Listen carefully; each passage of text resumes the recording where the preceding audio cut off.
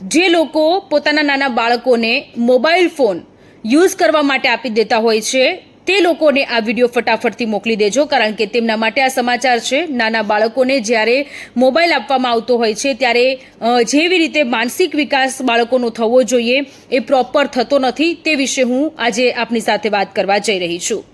3 એવા દાખલાઓ સામે આવ્યા છે કે જે બનાસકાંઠાની એક ઘટના છે કે જ્યાં એક નાની બાળકી હતી, 1 વર્ષ સમથિંગની એ નાની બાળકી કે જેને મોબાઈલ ફોન આપ્યો હતો અને તે ઘણી બધી બીમાર પડી। ત્યારબાદ વર્ચ્યુઅલ ઓટિઝમ નામની બીમારી થઈ અને ત્યારબાદ તેની સારવાર કરવામાં આવી અને એ અત્યારે સાજી થઈ ચૂકી છે। એટલા જ માટે બાળકોને મોબાઈલ ન આપવો જોઈએ। દાંતા પંથકનો પણ એક ઘટના સામે આવી છે કે જેમાં 5 વર્ષની એક બાળક હતું કે જેને મોબાઈલ ફોન આપવામાં આવ્યો અને ત્યારબાદ તેના જે એક્શન્સ હતા તેમાં ઘણા બધા બદલાવો જોવા મળ્યા, કોમ્યુનિકેશનમાં બદલાવો જોવા મળ્યા, ચીડચીડિયો નાના બાળકનો સ્વભાવ થઈ ગયો।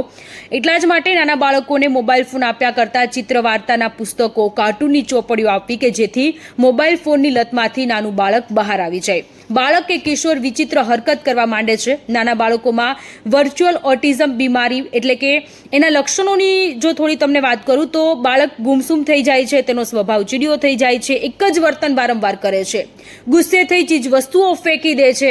આવા ઘણા બધા લક્ષણો છે કે જો તમને તમારા બાળકમાં પણ આ બધા લક્ષણો દેખાતા હોય તો તાત્કાલિક તેની સારવાર કરાવવી જોઈએ, ડૉક્ટરની સાથે સંપર્ક કરવો જોઈએ અને જ્યાં સુધી નાના બાળકોને બને ત્યાં સુધી ફોન ન આપવો જોઈએ।